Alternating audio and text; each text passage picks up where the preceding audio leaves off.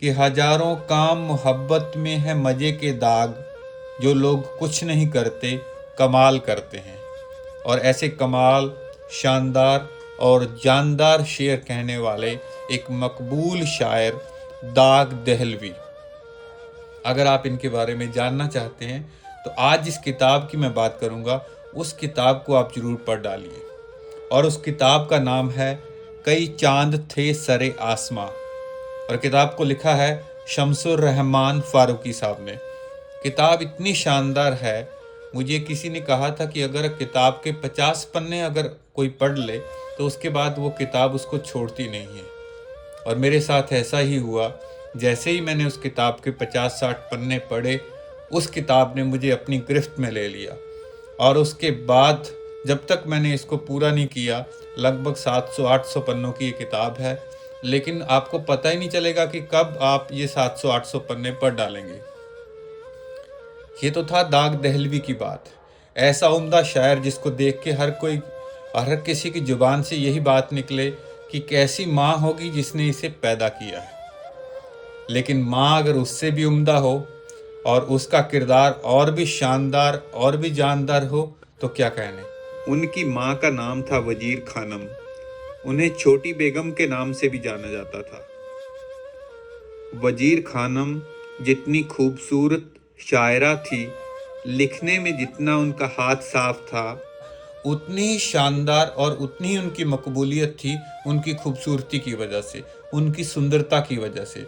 और उनकी सुंदरता की वजह से दूर दूर तक उनकी बातें, उनके हुस्न के जो चर्चे थे वो पहुंच जाते थे। जब छोटी थी तो अक्सर उसकी बहनें ये कहती थी कि शादी कब करवाओगी, और वो हमेशा शादी करवाने से बचती थी। और बहन मजाक में ये बात कहती थी कि क्या कब कराओगी, तब कराओगी जब तुम्हारे लिए कोई नवाबजादा आएगा। और वो हंस के जवाब देती थी कि हाँ, अगर मेरी किस्मत में हुआ तो नवाबजादा भी आएगा। और नवाबजादा एक नहीं, कई नवाबजादे आए।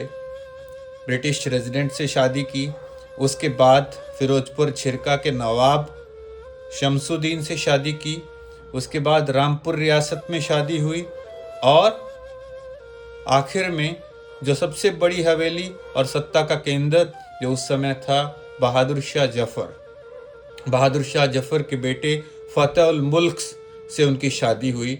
और जो उन्होंने बचपन में कहा था कि कोई नवाबजादा किस्मत में हुआ तो आएगा, तो सबसे बड़े जो नवाब थे या सबसे बड़े जो सत्ता के केंद्र थे, वहाँ तक भी वो पहुँची।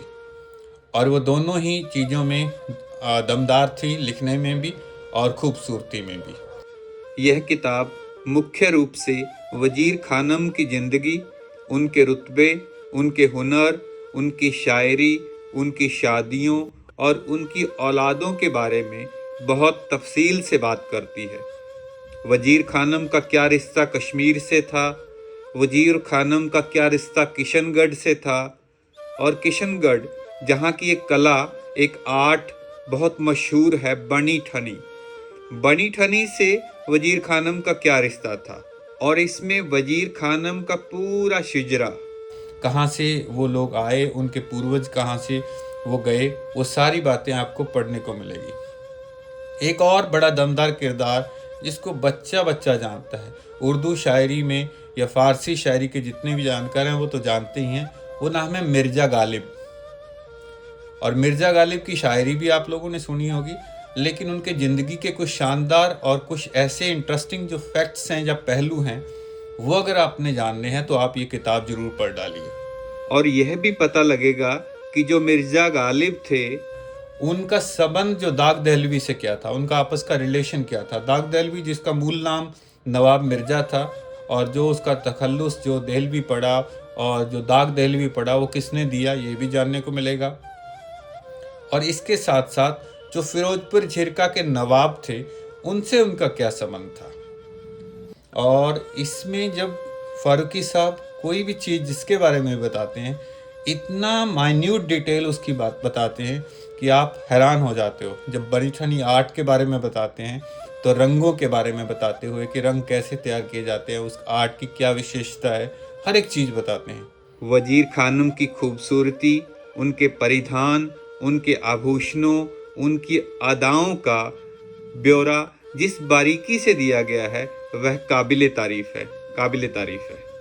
और किताब हमारे जो 19वीं शताब्दी है, जो सेंचुरी है 19th, उसकी जो पहला आधा जो हिस्सा है सदी का, उस पर आधारित है। 1857 की जो क्रांति हुई, उससे पहले के सारे जो पॉलिटिकल जो इंसिडेंट्स हुए, उनका भी जिक्र इसमें है। आप हिस्ट्री के लिहाज से भी, राजनीति के लिहाज से भी, कला के लिहाज से भी इस किताब को पढ़ सकते हैं। और किताब वाकई बहुत शानदार है। और जो शायरी में जिसका इंटरेस्ट है, उसको तो ये किताब ज़रूर पढ़नी चाहिए। शायरी की भी बहुत बारीकियां जो हैं, और जो बहुत उस ज़माने के उम्दा शायर थे, उनके शेरों को भी इसमें शामिल किया गया है। और दाग दहलवी साहब, मिर्ज़ा गालिब साहब, इनका तो नाम आप सब लोग जानते ही हैं। तो ये किताब ज़रूर आपको पढ़नी चाहिए, और ये किताब आपको मजबूर कर देगी कि आप इस किताब को एक बार शुरू कर लें तो आपको ख़त्म करना ही पड़ेगा। तो ये शानदार किताब, कई चांद थे सरे आसमां, इसको आप ज़रूर पढ़ना। शुक्रिया।